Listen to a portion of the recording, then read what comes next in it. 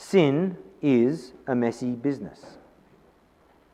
Sin is a terribly messy business, and the impact of sin goes far beyond the person who is sinning and often the person who is sinned against. So I'm going to use an example. I'm going to use this illustration carefully. I'm going to use this illustration because it's relevant and because we kind of spoke about this a few weeks ago. Decades ago, one man abused some children in his church. One man abused some children from one family in his church. Our stomachs should be churning as I say that. But the mess that one man created was huge. Who's impacted? Well, there are the children. There are their family. The family the children are hurt, so they go to a doctor. And now the doctor is involved. The doctor recognises the signs of abuse, and so the doctor reports to the police. Now the police are involved. The police need to make their investigations. So it's not just a police person that's involved, it's a number of police people that are involved because of this one man's sin.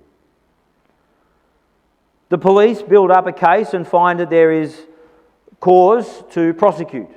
And so the legal system now gets involved, and there are legal representatives to prosecute and to defend.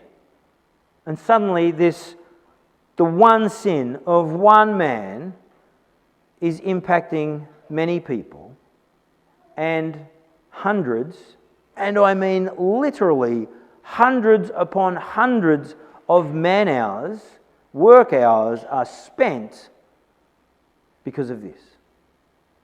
But that's not where it ends. Because then it gets into the newspapers and on the media. And so people there are affected by it, and the people who read those reports are affected by it, and people who have also been abused in churches read this, and their own heartache flares up again. And so the sin of one man has a massive impact. Come back to the original family. There are children in this family who are impacted. There are parents in this family who are impacted, racked up with unimaginable guilt. How did I let my children end up in this situation? That impacts the extended family and the future family, if those children grow up and have their own family. But let's think then about the church where this happened. You see, what had been a place of life and joy is now mixed with fear and dismay. Church is suddenly no longer a safe place to be. The church now has a reputation in its community as a dangerous place.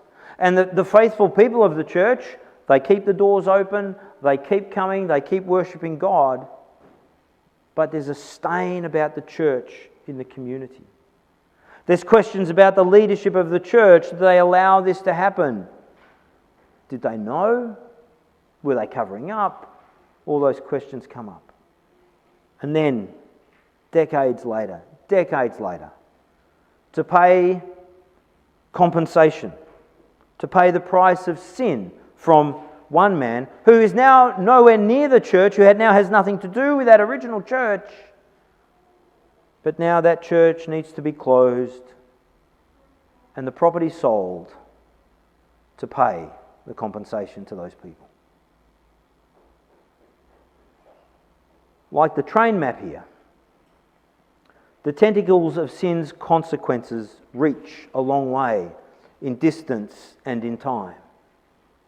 It never just stays at the station.